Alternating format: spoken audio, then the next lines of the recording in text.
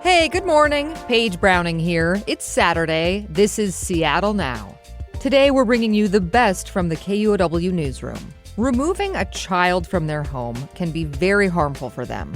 And historically, child welfare workers were much more likely to take Black and Native American children away from their birth parents than other kids. So over the last several years, Washington state made policy changes to keep more birth families together. But now, critics say those changes have gone too far and made children less safe, and they should be reversed. A note to listeners, the following story discusses child abuse and death. Eilish O'Neill reports. The first time Mariah got pregnant, she was 20 years old. She was addicted to heroin and living in motels. She gave birth at Valley Medical Center in Renton. Child Protective Services told her she couldn't bring the baby home. Instead, Mariah's aunt took the baby. It was a really hard time. You took my daughter away. When I was in my addiction, my only way to cope with that was just to dive deeper into my addiction. That was back in 2016. The next time Mariah got pregnant, she was determined to do things differently. I was like, I'm trying to do this. I'm gonna go through all the things. And I had gotten on methadone. I had set up a little area in my mom's house. I had done literally everything I needed to do. KUOW is not using Mariah's last name to protect her children's identities. When Mariah's second child was born, he tested positive for methadone. That's a medication that helps people stay off drugs. The hospital called CPS to let them know. At first, the CPS worker agreed to Mariah's plan of taking her son home to her mom's house. So Mariah put him in his car seat in the hospital room and waited for the nurse to bring her the discharge paperwork. But instead of the nurse, the CPS worker came back. I'm like, why is she here? And my heart just kind of dropped. The caseworker told her she wasn't sure the baby would be safe with her. She worried because Mariah had gotten off drugs so recently, and CPS hadn't had time to fully evaluate Mariah's mom. At the time, those concerns were enough to seek a court order to separate Mariah from her baby. So Mariah's aunt, the one caring for her first child, came to get the baby. Here's Mariah. They had already had it set up, like a conversation without me being even involved. I definitely felt like I was just looked at like I was a drug addict and not a mother. Mariah walked her baby in his new car seat out to her aunt's car. There it was again. I just left just hopeless. That day I really thought I was going to take my son home. And so I had to go back home and look at my son's nursery area, and he wasn't there. Mariah is part Native American, part Latina, and part Filipino. People with Native American ancestry are the most likely to lose custody of their kids. Losing her second child left Mariah demoralized. She'd gone into treatment, gotten clean, but still, the state wouldn't let her keep her baby. That pushed me more into my addiction. Within a month, Mariah relapsed. Since this happened, there have been 2 major policy changes in Washington state that help parents struggling with addiction keep their babies. Before 2022, hospitals generally called CPS if a baby tested positive for drugs or if a baby tested positive for medications that help people stay off drugs. But now, providers can use an online tool to check if they need to call CPS. Also, since 2023, CPS workers now have to prove that a child could imminently suffer physical harm before a judge will sign off on taking that child from their parents. And judges now have to consider the harms of family separation as well. Tara Urs is a public defender. Her clients were parents being investigated by the state. She's an advocate of kids staying with their birth parents. There's sort of a widely held idea amongst judges that if we place a child in foster care, they're going to have a great life. And we know from a lot of research that even when children are living in a difficult situation with their families, losing connection with those people who love you is incredibly hard for children. Research shows that in cases where social workers disagree about what to do, children left with their families do better. Here's Tara Urs again. Children who were removed had lower overall lifetime earnings, higher teen pregnancy, higher rates of youth incarceration, just a lot of, negative life outcomes. Other research has found that when a child is separated from their parents, stress hormones flood their brain. That can make their brains permanently more reactive and less able to learn and connect. Also, children who are removed from their homes can experience a severe form of trauma, not only because they've been forced apart from their parents, but also because they're usually left wondering why they're in foster care and how long it will last. So, family separation is harmful. Also, foster care is not always safe. Bad things do happen to children in foster care. As many as 1 in 3 children in foster care report abuse or neglect. Even more report not enough food or inadequate clothing. Urs says middle-class families struggle with drug use and mental health issues too, but CPS rarely separates them from their kids because money and social support keep the kids safe and provide for their basic needs despite the parents' struggles. That's what she wants to see happen for families in poverty as well. If poverty is the problem, then money is the solution. If a referral to daycare and a grocery voucher and driving you to therapy is going to allow you to keep your child safe, that's a lot cheaper than a court case with lawyers and judges and social workers and, that goes on and on and on, plus paying for foster care and family separation. It's also better for kids. Child welfare workers say they are trying to keep families together. They drop off bassinets, cribs, and bunk beds. They give families gas cards and grocery vouchers, drive them to medical appointments, refer them to subsidized daycare. They give them lockboxes for their drugs, Narcan to reverse overdoses, and education about the danger of opioids to babies and kids.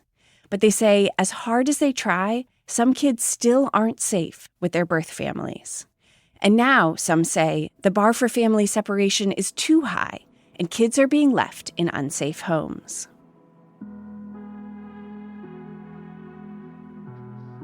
I met Danette Scott in Burlington, Washington, about an hour north of Seattle. She was in her living room with 3 of her dogs.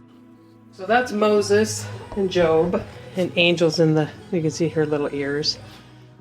Danette's house is full, and not just with pets. She's had custody of her 2 oldest granddaughters, now teenagers, for years.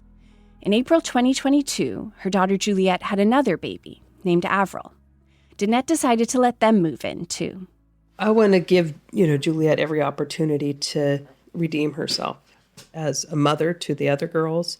I felt like I could really help with Avril in many ways, just keeping the stress off of Juliette, because I know when you're freshly into recovery, stress can be a trigger. Juliette was using drugs right up till Avril's birth and went into treatment after she was born. Avril was just a sweet baby, so spending time with her was just a lot of fun. Danette, the grandma, says she took little videos of baby Avril. Crawling around on her scooter, laughing, playing with the dogs. But it didn't last. Juliette, the mom, relapsed, and Danette, the grandma, called CPS. She wanted custody of baby Avril, but that's not what the CPS worker offered.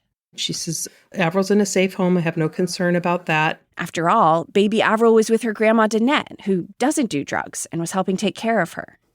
This was in December 2022, about 6 months before the new law would come into effect and make it harder to take kids from their parents.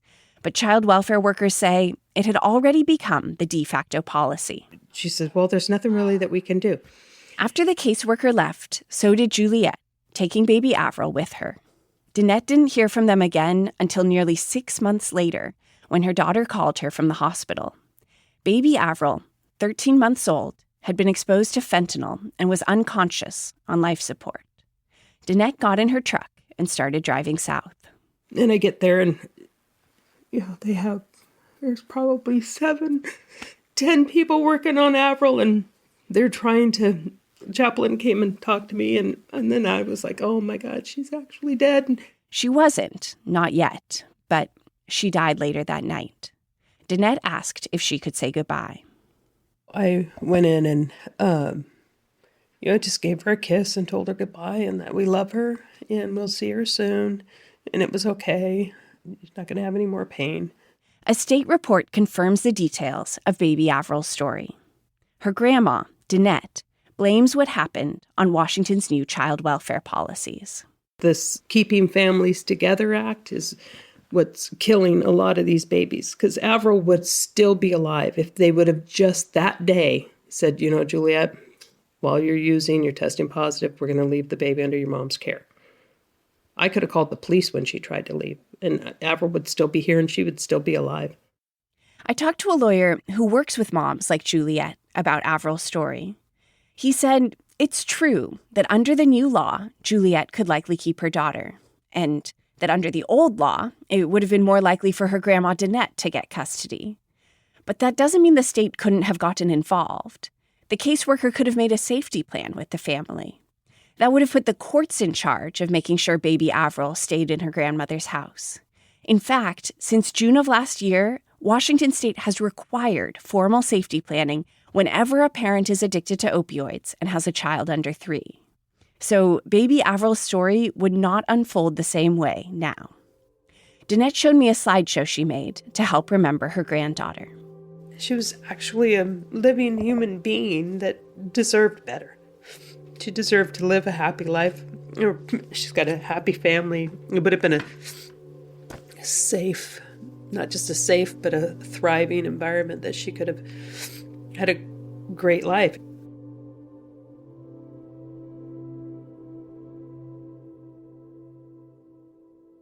Since the state made policy changes to keep more families together, fewer kids have been taken from their birth families, especially infants.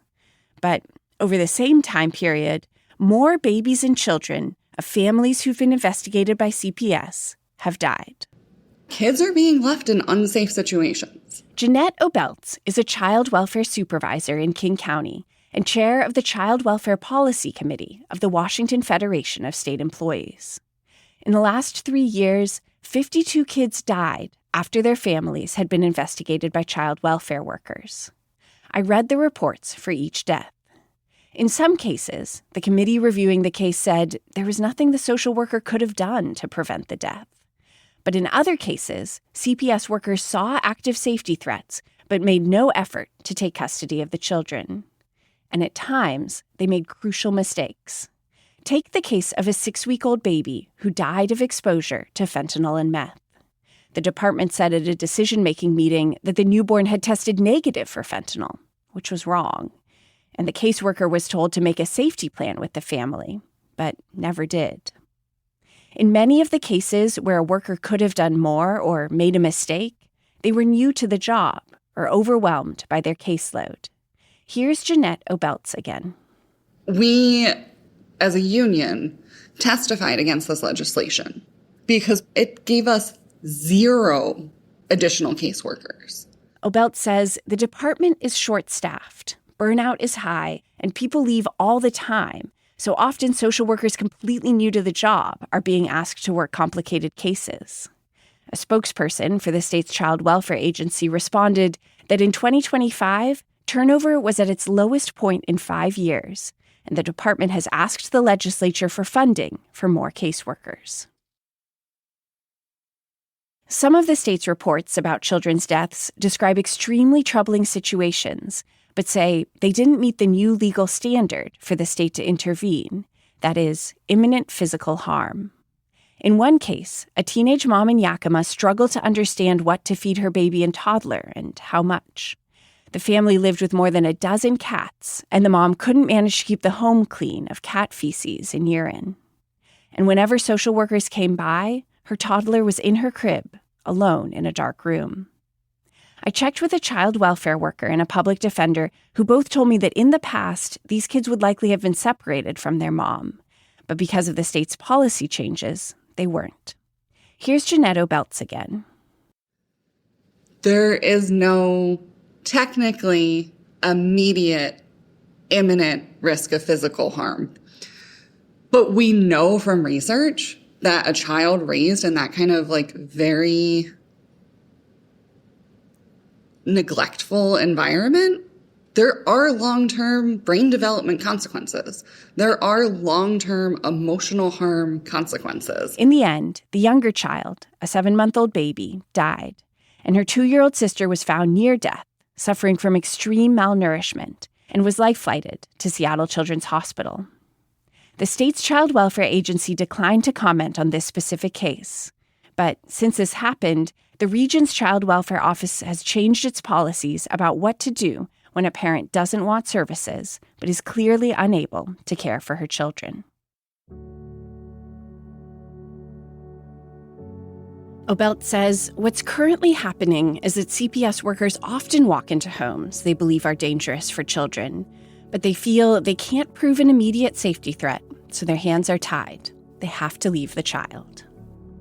Every single worker goes into this work to keep kids safe, and that's our job. Most workers around the state, when I talk to them, feel like they're failing at it. The job CPS workers are tasked with is impossible and heartbreaking. Ideally, kids would stay with their birth parents, but what if those parents are abusive or negligent, leave fentanyl on the floor, forget to feed their kids? Advocates for parents say most of those families just need help and support, but CPS workers say they're in the terrible position of having to figure out if the situation is so bad the child might die. That's the question they're asking themselves when they walk into a home, and they're aware that whatever decision they make could be incredibly damaging. The evidence seems undeniable. The law changed, and more children have died since, so it must be because of the law. But proponents of keeping more kids with their birth parents say that's not quite right. The State Department in charge of child welfare points out deaths were increasing before the policies changed, and a big part of that has to do with the opioid crisis and the sheer number of parents suffering from addiction. Tana Sen, the agency's secretary, talked about that at a press conference in June 2025. Opioid access and use in the entire epidemic is a huge factor.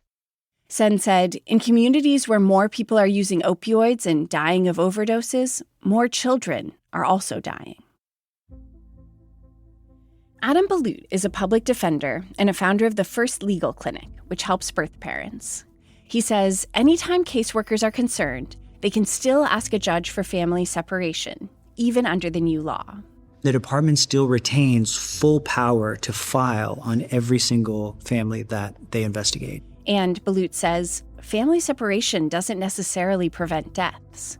It seems intuitive that taking more kids out of struggling homes would reduce the number of children who die, but the numbers don't show that. The year the most kids died was back in 2012, way before the Keeping Families Together Act.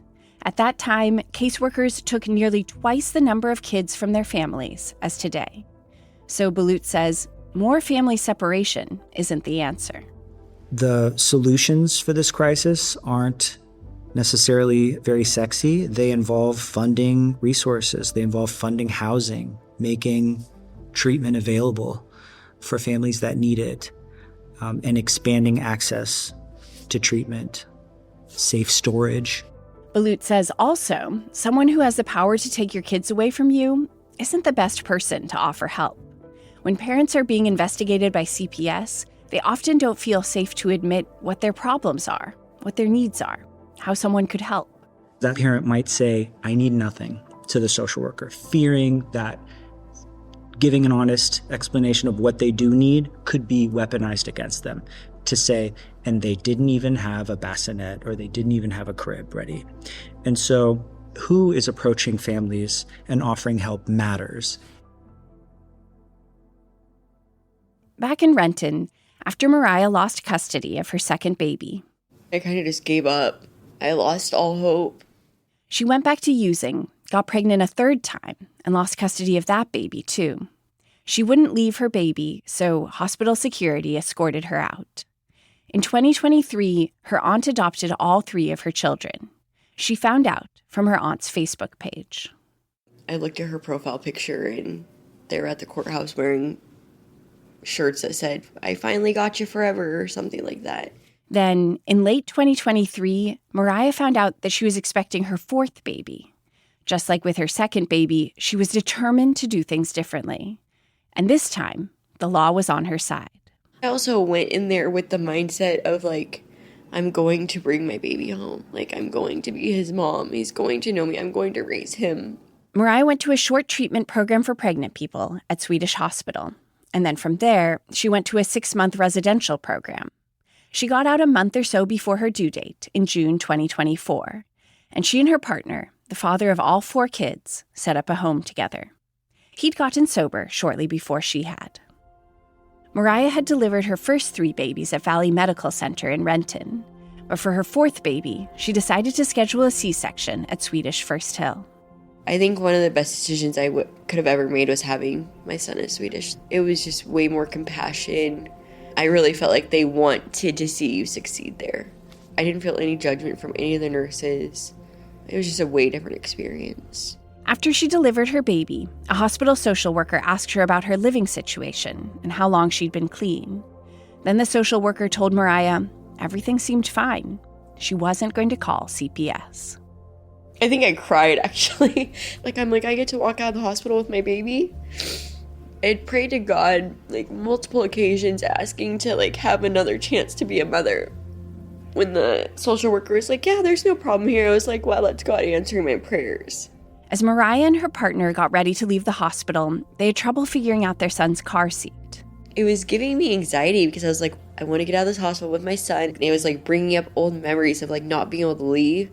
I had to go in the bathroom and breathe through it. They figured out the car seat. CPS didn't come, and a nurse walked them out to the car. I just remember feeling so many emotions on that ride home. I was scared and excited, and once we stepped foot in the house, I was like, okay, we're good, we're safe, we're doing this, These days, Mariah and her partner clean houses for a living. They're renting a room in a house in Renton with 3 roommates, and they're saving up to buy a car. Their son is 1.5 now. Anna, Can we get your little socks on, Bubba? Thank you. Oh, thank you. You're so sweet. No, not in the mouth. I don't know where those rocks came from. Mariah's also trying to see her 3 older children more often. She says she does it less these days, but at first, whenever her baby made an unexpected noise in his sleep, she'd rush to go check on him. My dad's like, you baby him so much. I'm like, because he's my baby. I have to. I have to make sure he's safe. Eilish O'Neill, KUOW News.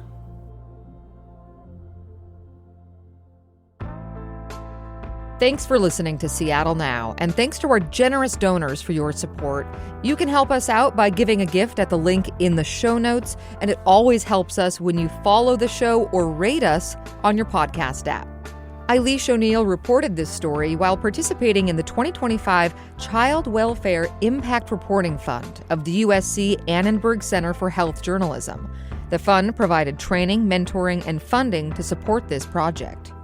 Our production team includes Caroline Chamberlain-Gomez, Vaughn Jones, Brooklyn Jamerson Flowers, Andy Hurst, and Patricia Murphy. Greg Kramer does our theme music. Seattle Now and KUOW Public Radio are members of the NPR network.